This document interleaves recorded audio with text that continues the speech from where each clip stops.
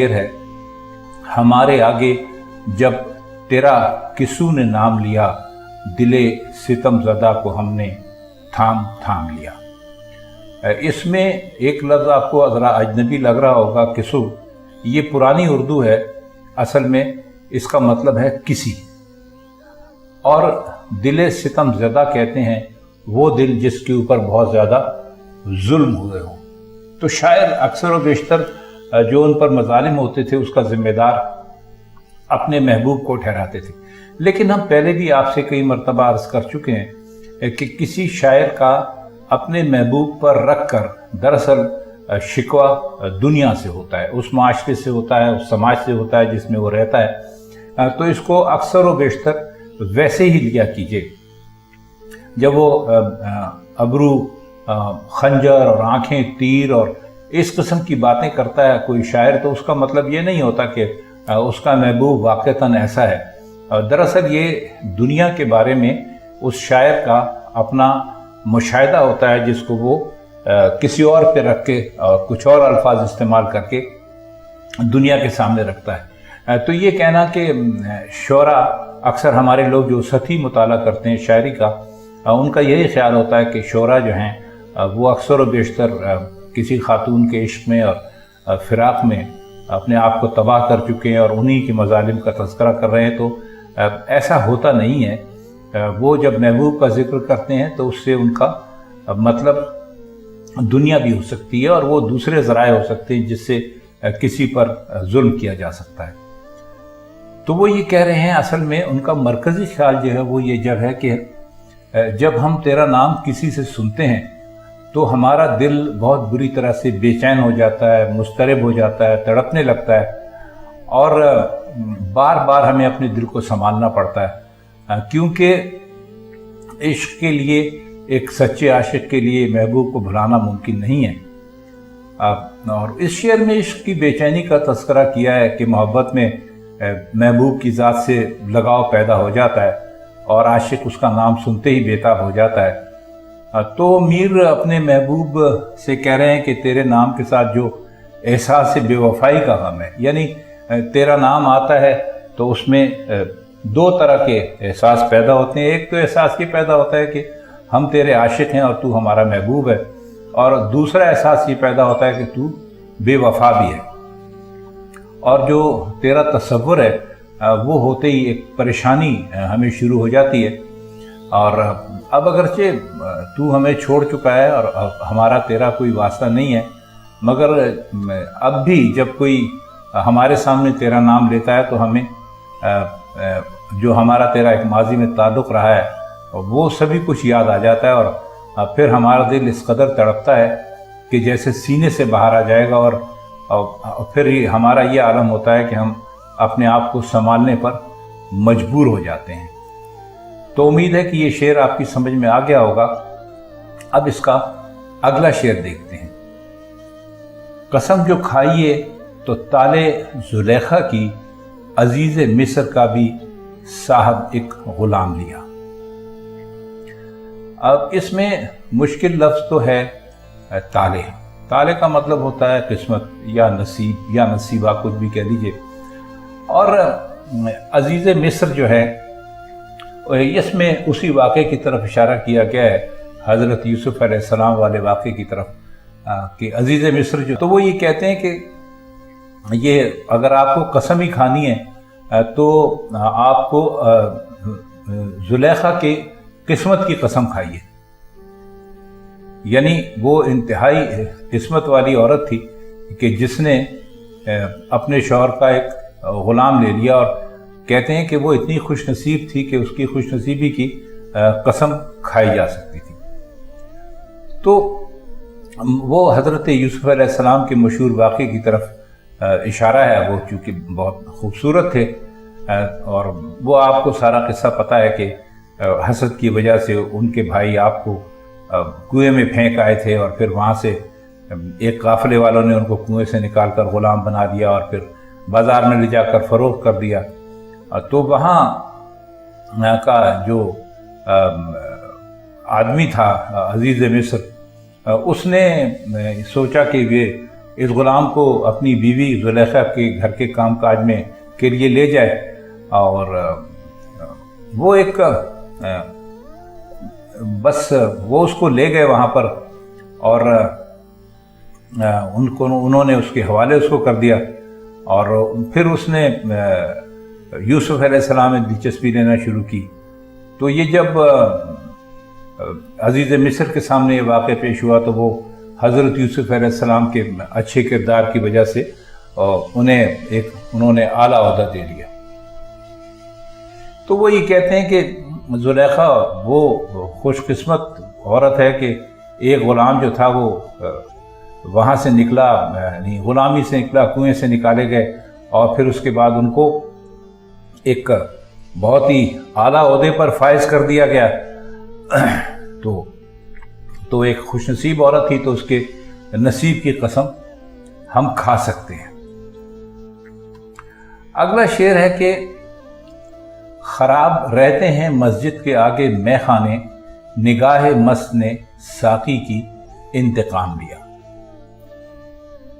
مے خانہ اس جگہ کو کہتے ہیں، آپ سب کے علم میں ہوگا، شراب خانے کو کہتے ہیں، اور نگاہ مست اس نگاہ کو کہتے ہیں جو دوسروں کو مست کر دے، مطلب اس کو دیکھتے ہی دوسرے جو ہیں وہ مست ہو جائیں۔ اصل میں شاعر جو ہیں وہ اپنے محبوب کی آنکھوں میں کو نشہ دلانے والی چیز قرار دیتے ہیں، تو وہ اپنے محبوب کے حسن کو بیان کر رہے ہیں کہ بھئی میرا محبوب کیسا ہے، تو انہوں نے اپنے محبوب کو ساقی سے تشبیہ دی ہے کہ جب لوگ متقی تھے، نیک تھے، پرہیزگار تھے، تو مسجدیں آباد ہوا کرتی تھیں اور میخانے ویران ہوتے تھے، تو مسجدوں کی رونق دیکھ کر ساقی جلتا تھا۔ ساقی اسے کہتے ہیں جو شراب پلانے والے کو۔ تو اس نے اپنے آپ کو سجا سنوار کر اور اپنی آنکھوں کو نشیلا بنا کر لوگوں کی توجہ دلائی، تو لوگ جو تھے وہ میخانوں کا رخ بھی کرنے لگے، اور لوگ بڑھ بڑھ کر جام پیتے رہے اور ساقی کی آنکھوں کا مزہ لیتے رہے۔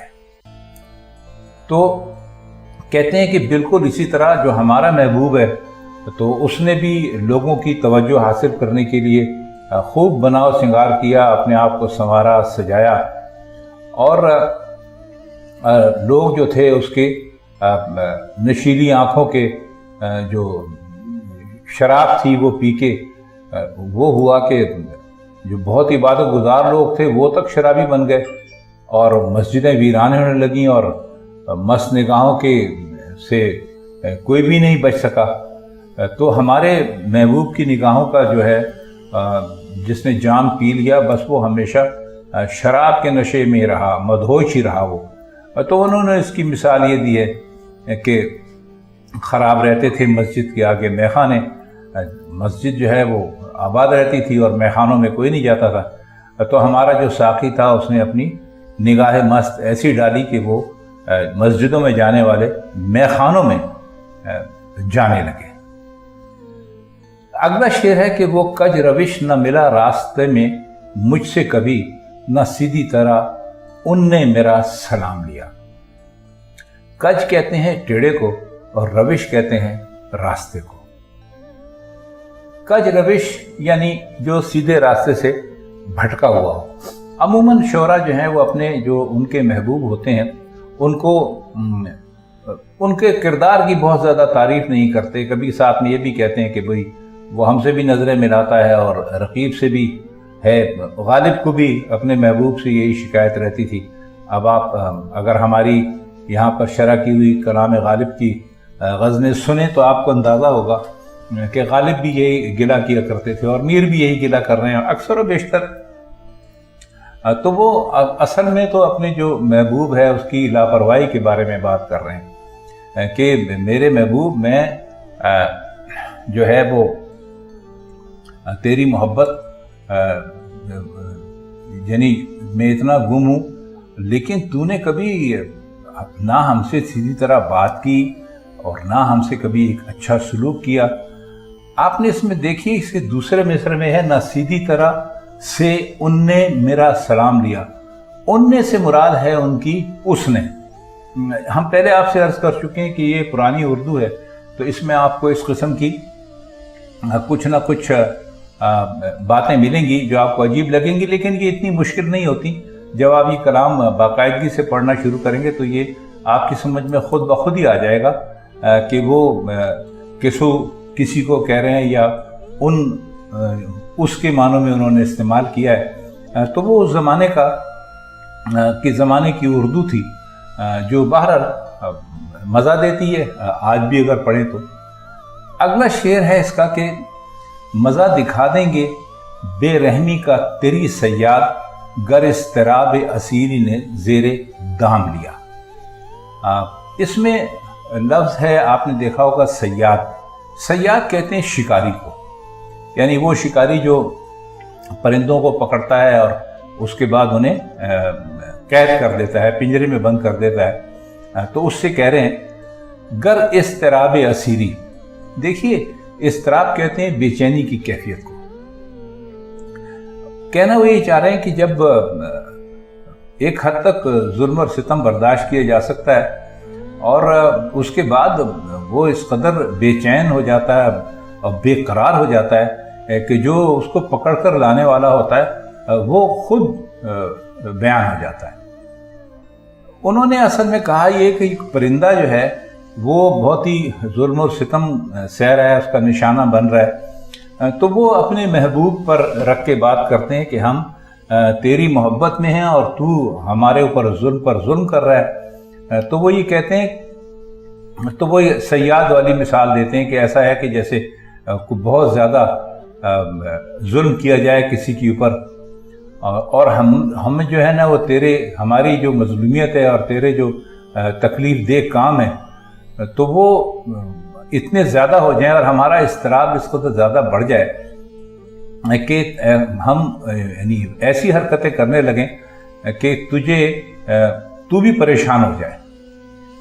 تو وہ پھر اس کے بعد وہی شاعروں والی بات ہے کہ وہ کہتے ہیں کہ پھر ایک وقت آئے گا کہ ہم مر جائیں گے اور یہ ہماری اور بے چینی اور بے قراری جو ہے وہ تجھے دے جائیں گے، کیونکہ جب ہم مر جائیں گے تو ہمیں یاد کرے گا، تڑپے گا اور ہمیشہ اس تکلیف سے دوچار رہے گا۔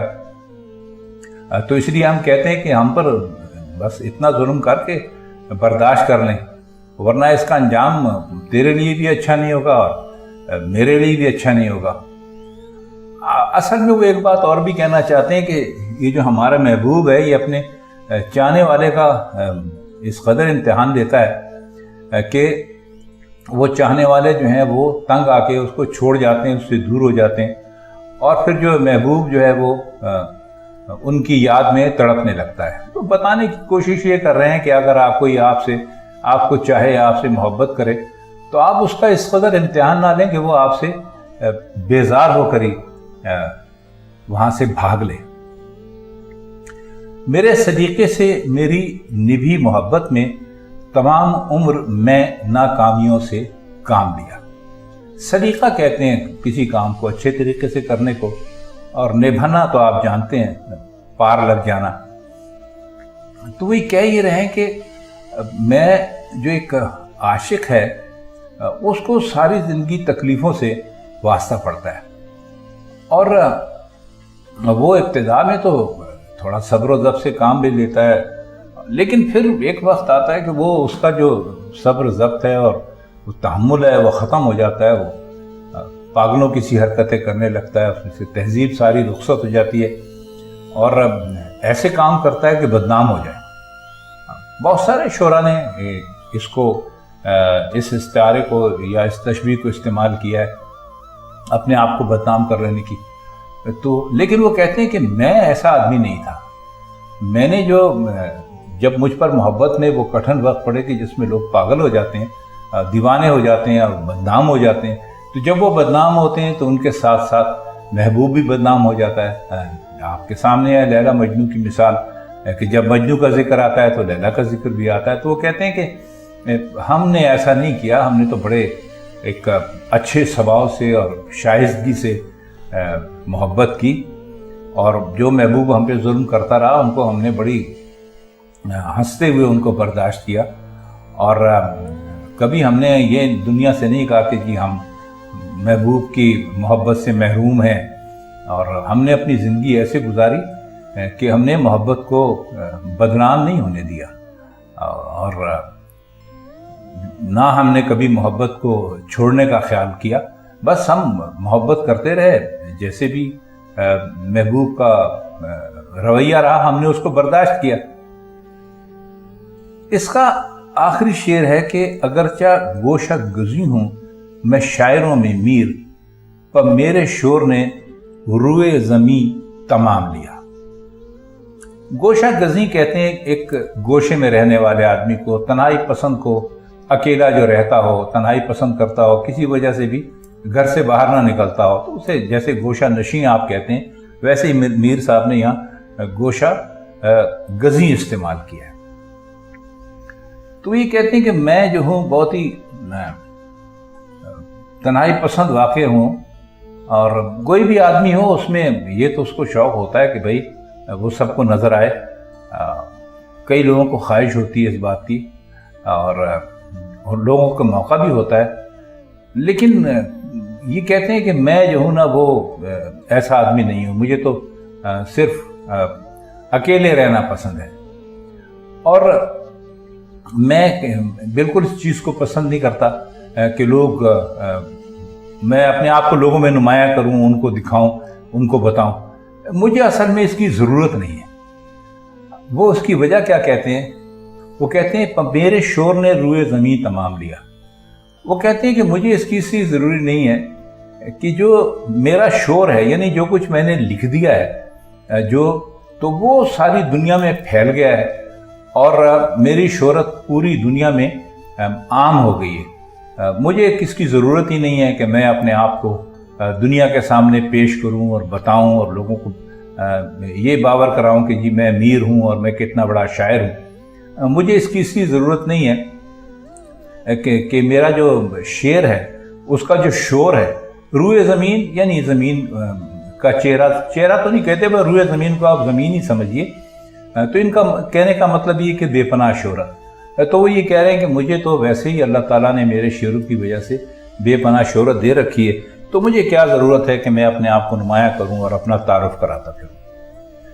تو خواتین حضرات، یہ تھی میر تقی میر کی ایک منتخب غزل، جس کے مشکل الفاظ کے معنی ہم نے آپ کی خدمت میں پیش کیے اور کچھ ٹوٹی پھوٹی تشریح بھی کی۔ اگر آپ آئندہ کبھی میر کے دیوان سے اس غزل کو پڑھیں گے تو ہمیں امید ہے کہ یہ غزل آپ کو اچھی طرح آپ کی سمجھ میں آ جائے گی۔ تو پھر آپ سے ملاقات ہوتی ہے میر تقی میر کی کسی اور غزل کے ساتھ کسی اور محفل میں۔ تب تک کے لیے ہم آپ سے اجازت چاہتے ہیں۔ خدا حافظ۔